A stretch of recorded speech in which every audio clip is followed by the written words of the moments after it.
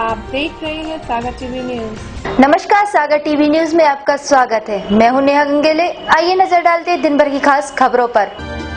बीना rape पीड़िता आत्महत्या मामले में पुलिस को मिली सफलता। अब तक 4 आरोपियों को किया जा चुका है गिरफ्तार। 3 आरोपियों को इंदौर और 1 को बीना से किया गया गिरफ्तार। मंगलवार को बम निरोधक दस्ते ने 10 किलो वजनी बम को किया नष्ट। रविवार रात को तारचरी के एक खेत में पड़ा मिला था बम। सागर आबकारी विभाग ने नष्ट की एक्सपायरी डेट की शराब और बियर। जिले के 2 अलग अलग स्थानों पर 2 लोगों को सांप ने डसा, जिन्हें इलाज के लिए जिला अस्पताल में कराया गया था भर्ती, जहां इलाज के दौरान हुई उनकी मौत। पोस्ट मैट्रिक छात्रावास की छात्राओं ने सौंपा कलेक्टर को ज्ञापन। 11वीं 12वीं की छात्राओं को छात्रावास में प्राथमिकता की मांग। एक युवक को मेहनत का पैसा मांगना पड़ा महंगा। आरोपियों ने युवक की बेरहमी से कर दी पिटाई। युवक को आई गंभीर चोटें। गाली गलौज करने से रोकने पर 3 लोगों ने युवक पर किया धारदार हथियार से हमला। गंभीर हालत में युवक जिला अस्पताल में कराया गया भर्ती। आषाढ़ मास के आखिरी मंगलवार पर हनुमान मंदिरों में रही भक्तों की भीड़। शहर के अलग अलग क्षेत्रों से निकले अखाड़े पहुंचे गढ़पहरा हनुमान जी को चोला चढ़ाने। तापमान में हो रही वृद्धि बन रहा चिंता का विषय। मानसून प्रदेश के किसी भी क्षेत्र में नहीं हो पा रहा है सक्रिय। वायुदाब की निष्क्रियता मानसून में बन रही है बाधक। जिला अस्पताल के महिला वार्ड में पिछले 3-4 दिनों से भर्ती है एक अज्ञात युवती। सानोदा क्षेत्र के 34 नंबर रेलवे गेट के पास बेहोशी की हालत में मिली थी। युवती को बताया जा रहा है मानसिक विकलांग। अब खबरें विस्तार से। बीना में डिंडोरी की लड़की के साथ 1 हफ्ते पहले हुए रेप और आत्महत्या की घटना के बाद पुलिस ने कार्रवाई करते हुए 4 आरोपियों को गिरफ्तार कर लिया है, जिनमें से 3 आरोपी इंदौर के हैं और 1 बीना से है। 30 जून को बीना से 1 किलोमीटर दूर हिंगटी रोड पर डिंडोरी की रहने वाली 19 वर्षीय युवती के साथ रेप के बाद आत्महत्या के मामले में खुलासा करते हुए इंदौर से 3 और बीना से 1 आरोपी को गिरफ्तार कर गैंगरेप और आत्महत्या का मामला दर्ज कर लिया है। 27 जून को युवती जबलपुर से इंदौर गई, जहां पर सेंट्रल मॉल के पास से विशाल उर्फ भीम ने इंदौर निवासी शेखर और सुशील ने अपने कमरे पर ले जाकर गैंगरेप किया। उसके बाद जबलपुर पहुंचाने की बात कर सुशील बीना रेलवे स्टेशन पर छोड़कर चला गया, जहां पर कबाड़ का काम करने वाले युवक ऋतिक ने रेप किया। पुलिस ने बैग में मिले मोबाइल नंबरों के आधार पर छानबीन की, जिसमें आरोपियों की पहचान कर गिरफ्तारी की और 4 आरोपियों के खिलाफ गैंगरेप और आत्महत्या को प्रेरित करने का मामला दर्ज कर लिया है। युवती 22 तारीख को जबलपुर में परीक्षा देने के लिए पहुंची थी। पोस्ट ऑफिस से संबंधित एक परीक्षा उसने दी थी और वहां 27 तारीख तक किसी अपनी परिचित के यहाँ वो रुकी रही है। 27 तारीख को काउंसलिंग के लिए इंदौर पहुंची, रात्रि में इंदौर पहुंची है और इंदौर में जो पूरे प्रकरण के अनुसंधान में जो चीज़ सामने आई वो ये पाया गया कि इंदौर में उसको 3 लड़के सेंट्रल मॉल के बाहर मिले। उस समय वो परेशान थी, संभवतः उसके पास पैसे खत्म हो गए थे या जिस परिचित के भरोसे के कारण वो वहां गई थी उसको वो ढूंढ नहीं पा रही थी या जो भी कारण है, तो वो लोग उसको अपने साथ में शेल्टर देने का बोलकर और रात को आसरा देने का बोलकर अपने साथ लेके चले गए, जिसमें विशाल सूर्यवंशी प्रमुख व्यक्ति है, जिसने एक कमरा रेडिसन होटल चौराहे के पास इंदौर में ले रखा है। अपने 2 साथियों के साथ वहां मोटरसाइकिल से आया था और उसको अपने साथ में बिठा के ले गया था। उसके साथी शेखर, मीणा और सुशील घोष, ये तीनों लोग थे। कमरे में ले जाने के उपरांत में उन्होंने उसको पहले खाना खिलाया, फिर वहीं उनके पास में जो शराब रखी हुई थी वो शराब उन्होंने युवती को पिलाई, जिसके बाद उसका जो नियंत्रण था वो थोड़ा कम हुआ। तो सबसे पहले विशाल सूर्यवंशी ने उसके साथ में रेप किया और उसके बाद उसके बाकी दोनों साथियों ने रेप किया। 27 की रात और 28 को वो वहीं उसको रोके रहे। 28 तारीख को उनका साथी सुशील घोष उनको ये बोला कि ये बार बार रो रही है और बोल रही है मेरे को घर जाना है, तो मैं इसको छोड़ के आता हूँ। ऐसा बोल के वो उसको लेके निकला और छोड़ने के नाम पे वहाँ से ले गया, परंतु वो उसको छोड़ने के बजाय एक दूसरे स्थान पर ले गया, जो कि इंदौर में एक साकेत नगर कॉलोनी है, उसके पास में एक सूना बंगला है, तो वहाँ ले गया। वहाँ उसने 28 की रात उसको 29 तारीख की सुबह तक रखा।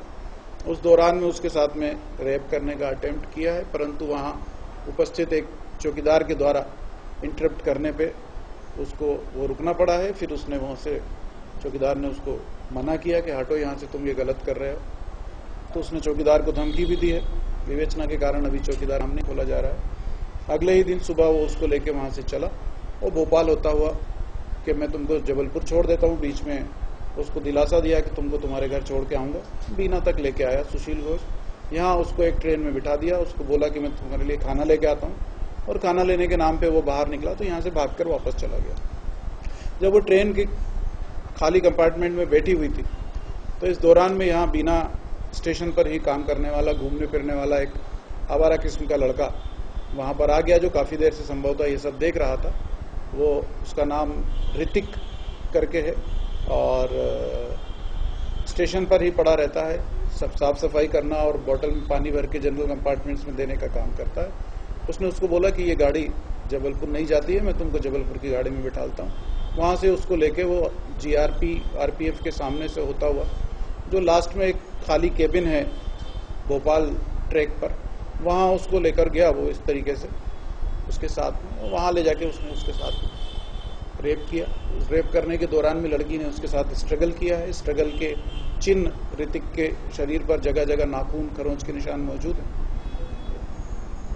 और इस संबंध में लड़की वहाँ से अन्यत्र गई और फिर उसने इन सब चीज़ों से परेशान होकर सुसाइड कर लिया।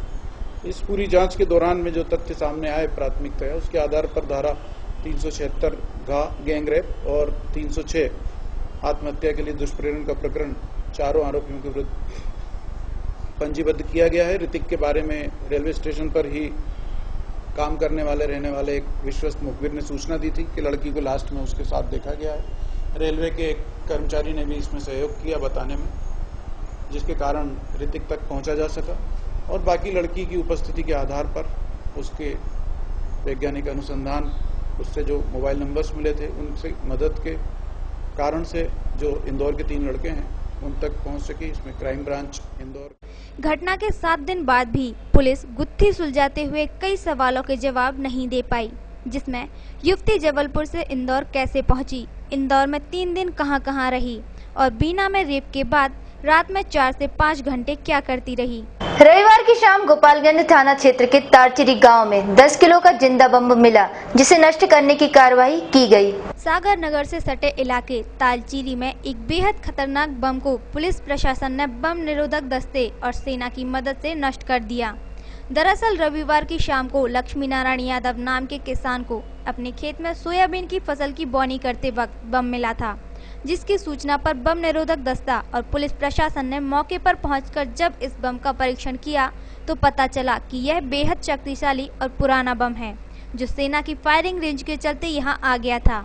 वहीं मंगलवार को पुलिस प्रशासन और बम निरोधक दस्ते ने इस बम को अन्य विस्फोटकों के साथ जब नष्ट किया तो एक जोरदार धमाका हुआ।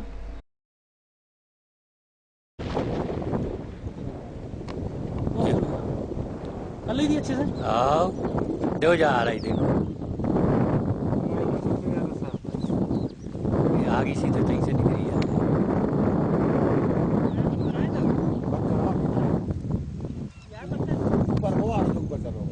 देखो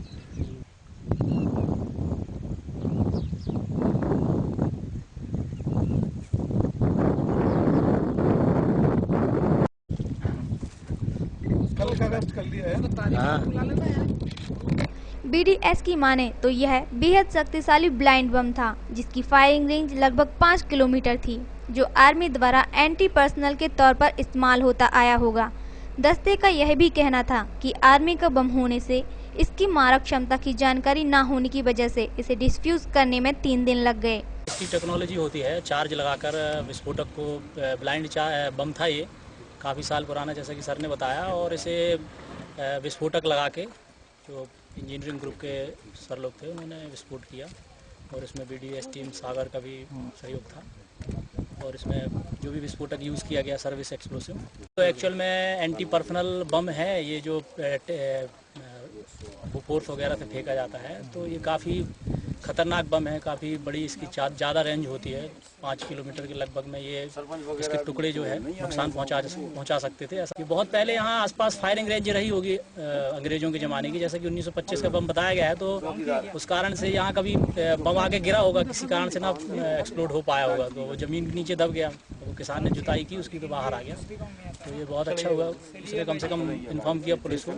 और जान माल की कोई आर्मी का बम है, इसके बारे में ज़्यादा जानकारी नहीं है, इसका कितना खतरनाक एरिया है, क्या कैसा है, और उनकी आर्मी की एक प्रकार की संपत्ति है, तो ये ऑफिशियल इसमें तो टाइम लगता है और इसकी कार्रवाई के लिए।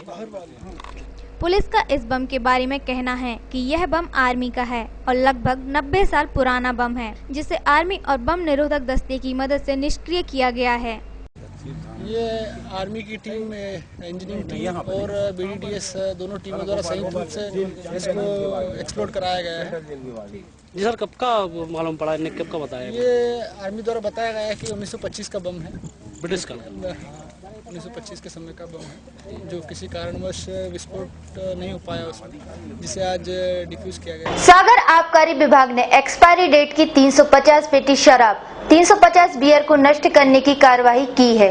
इस कार्रवाई के दौरान जिला आबकारी अधिकारी के साथ संबंधित कंपनी के प्रतिनिधि भी मौजूद रहे। आबकारी विभाग ने एक्सपायरी डेट की लगभग 30 लाख रुपए कीमत की 350 पेटी शराब और 350 बियर को नष्ट करने की कार्रवाई की है। आबकारी विभाग ने JCB चलाकर शराब तथा बियर को नष्ट किया। इस कार्रवाई के दौरान जिला आबकारी अधिकारी के साथ संबंधित कंपनी के प्रतिनिधि भी मौजूद रहे और उनके सामने शराब और बियर को नष्ट किया गया।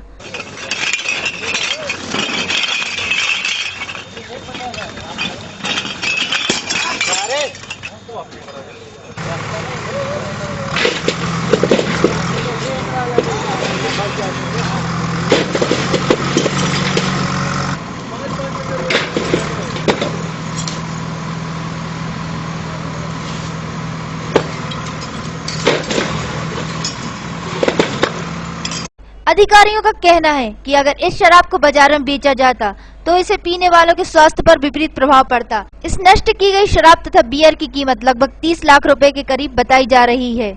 देखिए, विदेशी मदिरा भंडागार सागर में विभिन्न विनिर्माण इकाई से शराब विदेशी मदिरा आई जाती है और रिटेलर ठेकेदार को सप्लाई की जाती है। इसमें बियर के संबंध में यह नियम है कि जो बियर निर्माता बनाते हैं वो 6 महीने के बाद पीने योग्य नहीं रहती। इसी तरह कुछ ऐसे लेवल स्पिरिट्स के होते हैं जो कि एक लंबे समय तक बिक्री नहीं हो पाती, क्योंकि मार्केट में कुछ उससे अच्छे लेवल आ जाते हैं, रेट्स की प्रॉब्लम होती है। इसलिए ऐसे जो 60 दिन से अधिक के जो माल जो नहीं बिकता है वो यहाँ स्टोर किया हुआ था। इसका प्रावधान ये है कि चूँकि बियर पीने योग्य नहीं रहती है और शराब बिकती नहीं स्पिरिट, इसलिए इसको नष्टीकरण के लिए आबकारी को प्रस्ताव भेजे थे उन कंपनियों की सहमति से जो इसको नष्ट कराना चाहते थे। उसके पश्चात आज की तिथि निर्धारित की गई और कंपनियों के प्रतिनिधि और हमारे स्टाफ ने उस शराब की सारी बोतलों को खोलने के बाद में इसको नष्ट। कितनी शराब को? इसमें करीब 350 पेटी तो शराब स्पिरिट है और करीब 350 पेटी बियर है। सोमवार को रात करीब 9 बजे बहेरिया के पास मजदूरी कर लौट रहे एक युवक के साथ नशे की हालत में खड़े 3 लोग गाली गलौज करने लगे और जब उस व्यक्ति ने उन्हें रोकना चाहा तो उन लोगों ने धारदार हथियार से उस पर हमला कर दिया, जिससे व्यक्ति को गंभीर चोटें आई हैं। बहेरिया तिराहे के पास सोमवार रात करीब 9 बजे 3 लोगों ने 20 वर्षीय देवी सिंह पर धारदार हथियार से हमला कर दिया, जिससे वह गंभीर रूप से घायल हो गया। घायल देवी सिंह ने बताया कि वो बहेरिया गांव में ही रहता है। जब वह मजदूरी करके घर लौट रहा था तो तिराहे पर मणिराम, कैलाश और भरत नशे की हालत में खड़े थे। उन्होंने गाली गलौज करना शुरू कर दिया। जब उसने उन्हें रोका तो उन लोगों ने धारदार हथियार से हमला कर दिया। मैं काम से आ रहा था लौट के, तो मैंने सोचा कि ये लोग गाली वाली ले रहे थे, भैया गाली मत दो यार।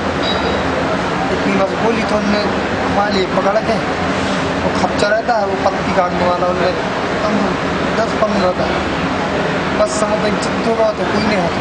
फिर आप लोग घर वालों को कैसे पता चला और आप अस्पताल कैसे आए? पे 2-3 बार बच्चों को पता लगा, कहते हैं हम माँ से उठ रहे हैं। भैया रिपोर्ट करने हमें माँ मम्मी को ने बताई कि वहाँ भैया के लाना माँ था बस पर युवक को गंभीर चोटें आई हैं और अस्पताल में इलाज चल रहा है।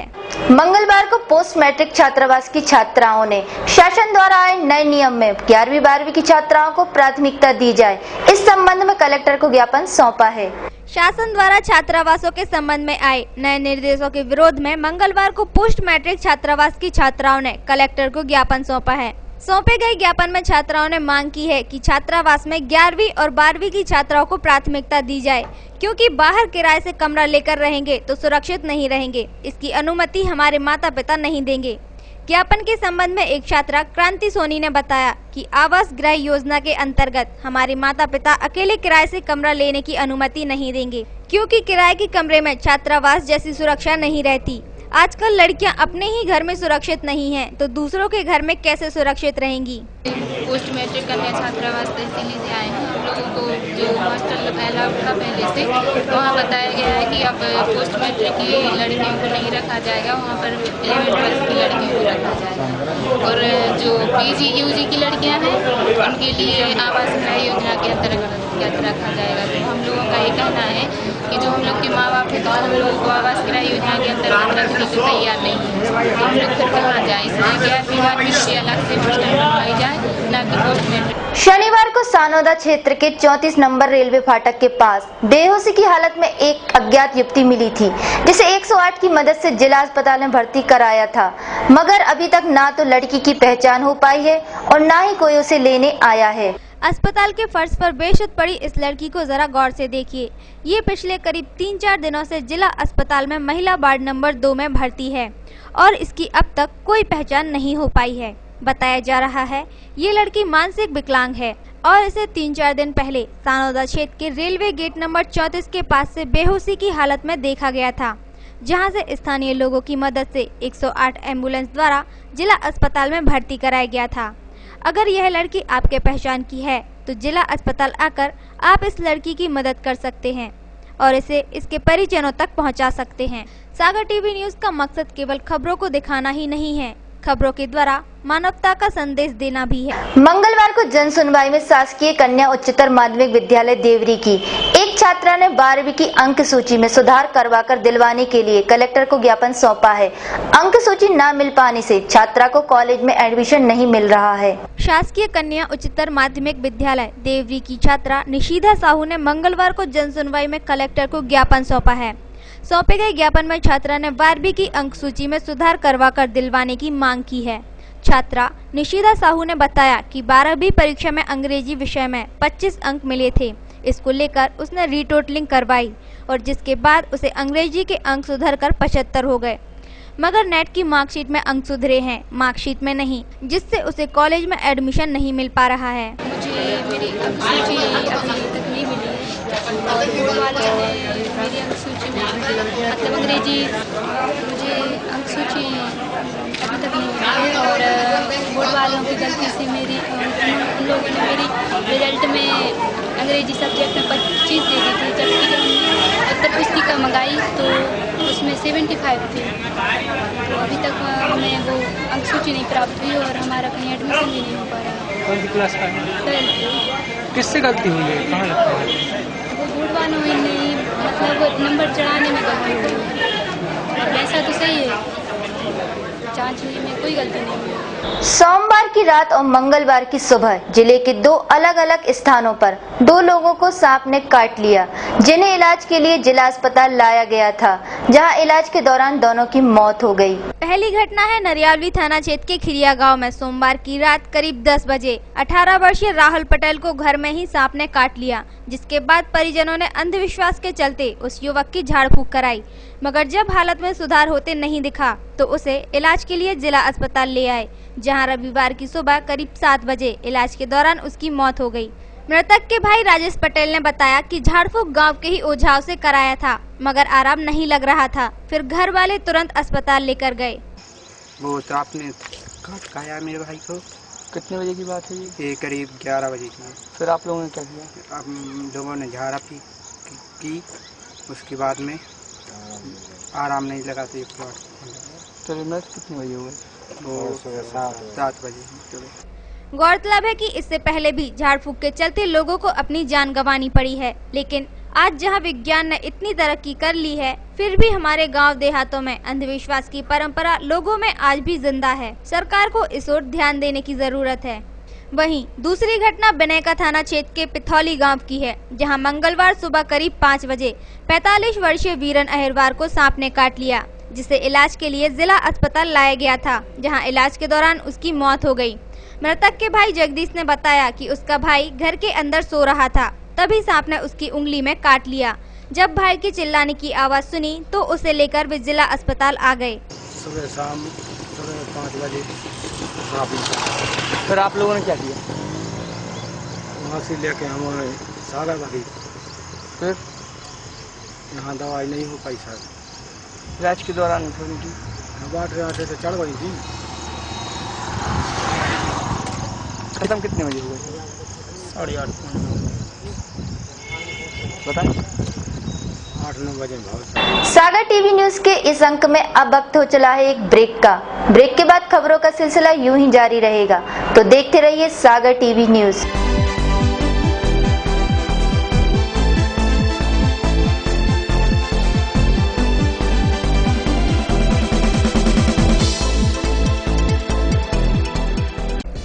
प्रवेश प्रारंभ। सागर शहर के सर्वश्रेष्ठ computer IT hardware and software institute Nathuram institute technology and management NRITM सागर में, जो है शहर का सबसे बड़ा संस्थान। Vocational training provider, VTP registered, BPL छात्रों के लिए फ्री, IT हार्डवेयर कोर्स के लिए भारत सरकार द्वारा पुरस्कृत, PGDCA, DCA तथा कंप्यूटर हार्डवेयर के अंतर्राष्ट्रीय सर्टिफिकेट जैसे MSCE, RHCE, A+, N+, CCN जैसे कोर्स की ट्रेनिंग के लिए एकमात्र संस्थान। ये संस्थान हर वर्ष 200 से ज्यादा छात्रों को सफलता दिला रहा है, तो फिर आज ही अपना स्थान सुनिश्चित करें। पता है NRITM खांडेकर मूर्ति के सामने, झंडा चौक, गोपालगंज, सागर।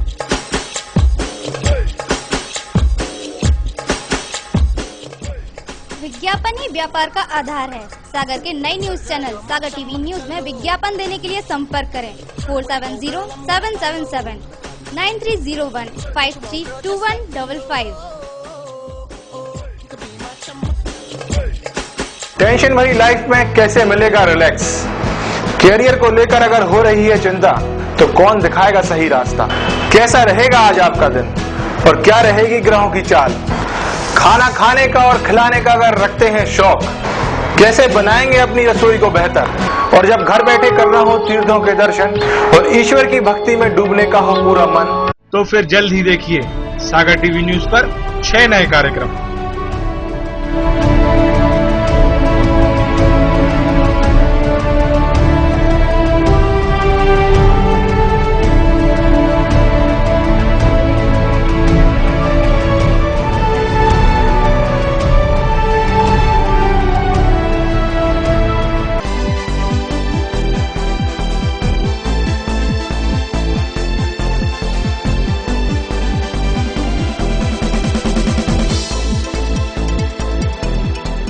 ब्रेक के बाद आपका स्वागत है।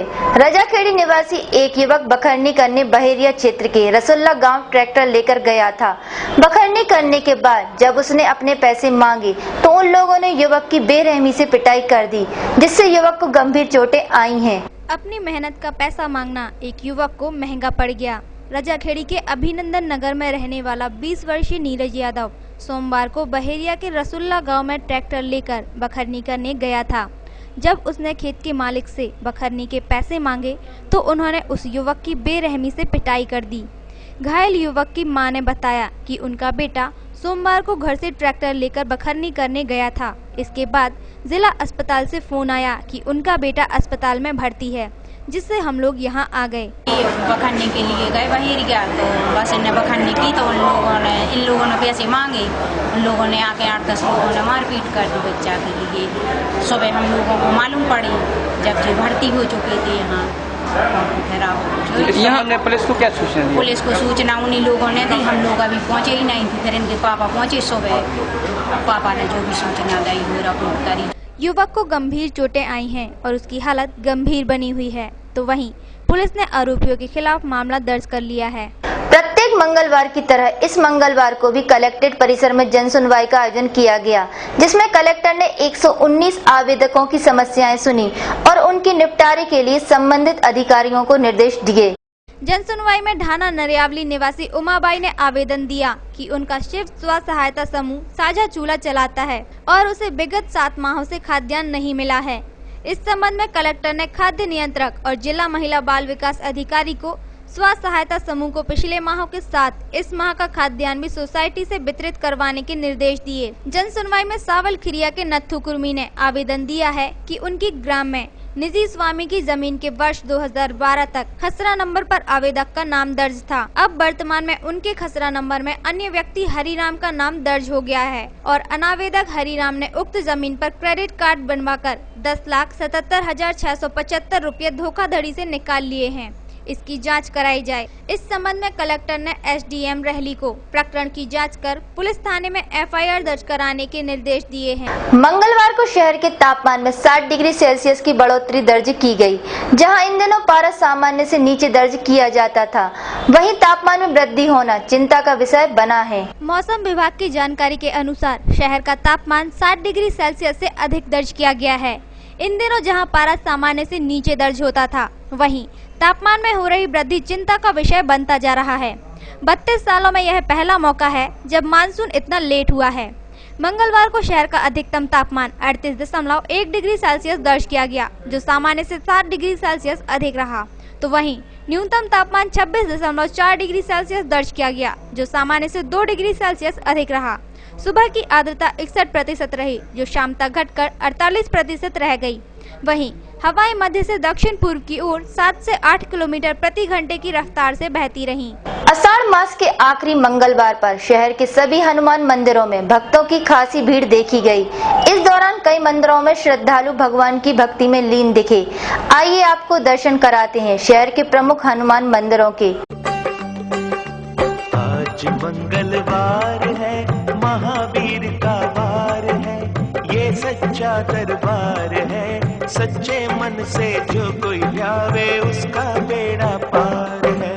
आज मंगलवार है, महावीर का वार है, ये सच्चा दरबार है। सच्चे मन से जो कोई ध्यावे उसका बेड़ा पार है।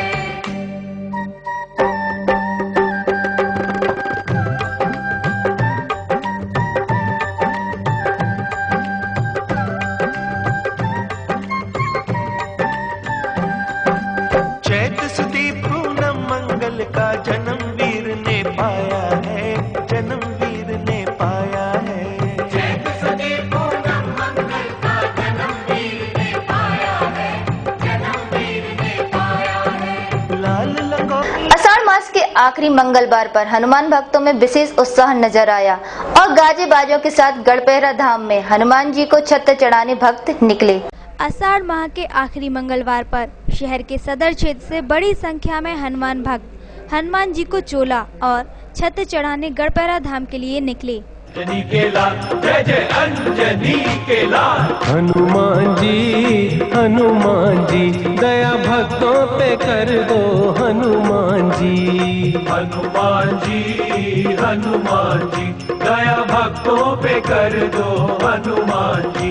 तेरे द्वार पे जो आए फूल भावना के लाए, उनकी झोलियां भर दो हनुमान जी। हनुमान जी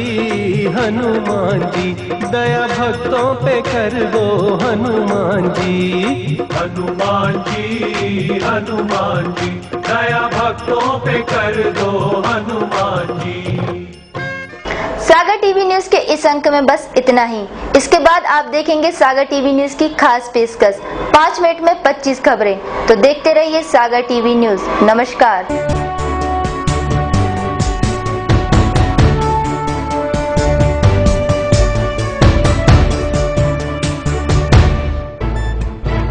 गली से मोहल्ले तक,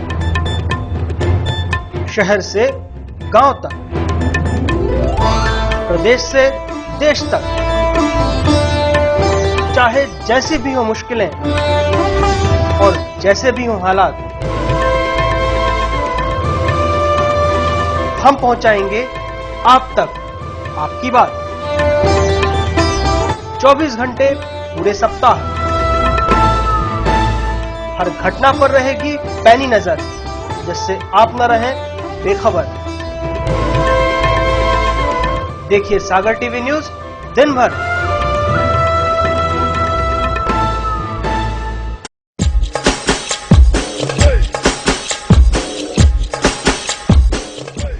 विज्ञापन ही व्यापार का आधार है। सागर के नए न्यूज चैनल सागर टीवी न्यूज में विज्ञापन देने के लिए संपर्क करें 470777 9301 532155।